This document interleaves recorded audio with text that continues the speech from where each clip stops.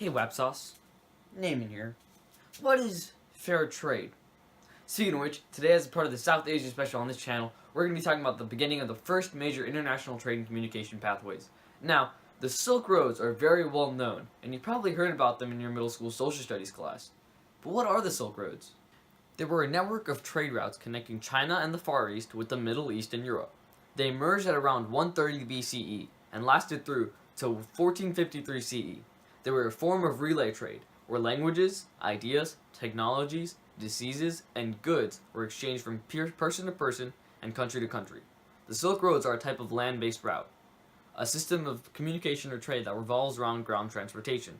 Fun fact, the camel was extremely significant to the movement of goods on the land routes, as they aided in the traverse of deserts.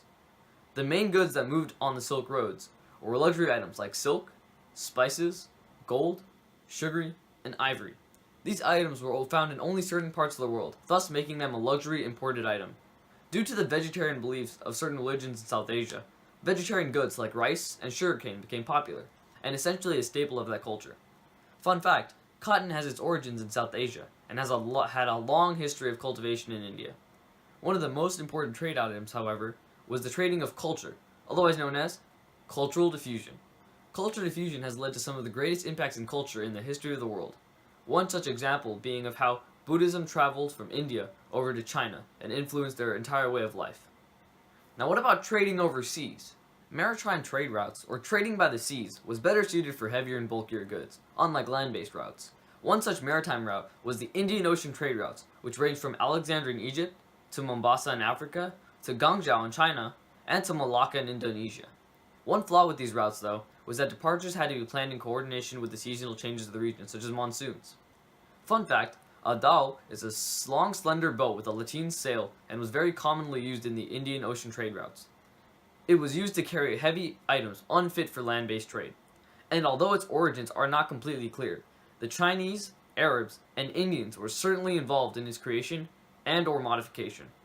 Now, you may be wondering this question, you may not. But where does religion come into this?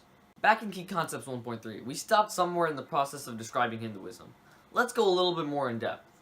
During the Mauryan dynasty, Ashoka-supported Buddhism began to put Hinduism on the defensive. Brahmin priests, however, resisted any conversion efforts. The time period after the fall of the Mauryan dynasty was one that displayed a revival of Hinduism. Buddhism, on the other hand, began to recede. The decline of Buddhism gave way to the rise of a more popular and devotional form of Hinduism, one that emphasized the teachings of the Bhagavad Gita instead of the Vedas rituals or the Upanishads philosophies.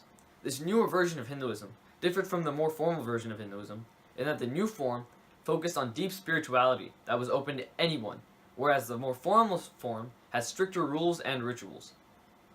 Now, what do these religions have to do with the Silk Roads and trade in general? As I mentioned before, one of the greatest trade items was culture, and religion was definitely highly impacted by the effects of cultural diffusion.